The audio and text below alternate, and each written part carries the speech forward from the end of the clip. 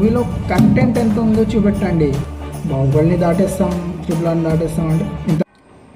Kanguva movie గురించి movie team ఎంత hype ఇచ్చారో ఆ హైప్కి కొంచెం కూడా రీచ్ కాలేకపోయింది కంగువా మూవీ. సూర్య గారి యాక్టింగ్ అయితే వేరే లెవెల్, బట్ స్టోరీ లైనే కొద్దిగా అటు ఇటు ఉన్నది. యాక్షన్ విజువల్స్ అంతా పర్ఫెక్ట్గా ఉన్నాయి. బీజిఎం కూడా ఓకే, బట్ బీజిఎం కూడా కొద్దిగా డిఎస్పి గారు ఇంకొద్దిగా ఇంప్రూవ్ చేస్తే బాగుండు.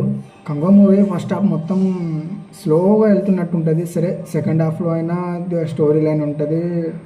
సెకండ్ హాఫ్లో కూడా సేమ్ రిపీట్ అయింది. క్లైమాక్స్ ఎప్పుడు వస్తుంది రా, మూవీ ఎప్పుడు అయిపోతుంది రా అనే ఫీల్ కలుగుతుంది. సో క్లైమాక్స్లో ఒక 30 minutes మాత్రం వేరే లెవెల్ ఇచ్చి పడేశారు.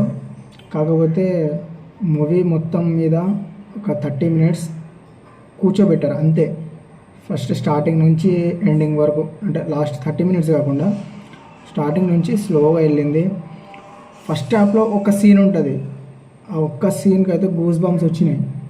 ఒక్క సీన్ అంటే కంగువా కాలం నాటి ఒక గ్లిమ్స్ వస్తుంది అందు మధ్యలో, అదొక్కటైతే వేరే లెవెల్.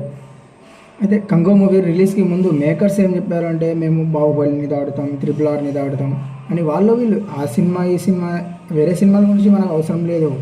ఫస్ట్ మనం ఏ సినిమాతో వస్తున్నాం, మన సినిమాలో కంటెంట్ ఎంత ఉంది, మన సినిమాకు దమ్ ఎంత ఉందని అది చూడాలి ఫస్ట్.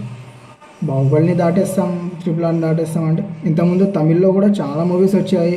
లైక్ రోబో, మన శివాజీ రజనీకాంత్ గారిది, అలా చాలా మూవీస్ వచ్చాయి. తమిళ ఇండస్ట్రీ నుంచి వచ్చే ప్రతి మూవీని రిసీవ్ చేసుకోవడానికి, సపోర్ట్ చేయడానికి తెలుగు ఫ్యాన్స్, తెలుగు స్టేట్ ప్రజలు అందరూ సపోర్ట్ చేస్తారు. ఎప్పటికీ ప్రతి మూవీకి తెలుగు ఫ్యాన్స్ ఒక సపోర్ట్ ఉంటుంది. బట్ కాకపోతే ఈ తెలుగు మూవీస్ కంటే మా మూవీయే గొప్ప, మా మూవీలో ఉన్నంత కంటెంట్ మీ మూవీలో ఉండదు, మా మూవీస్కి కలెక్షన్ ఎక్కువ వస్తుంది అంటే ఇలా మాట్లాడుకుంటే పోతే కదా కలవదు.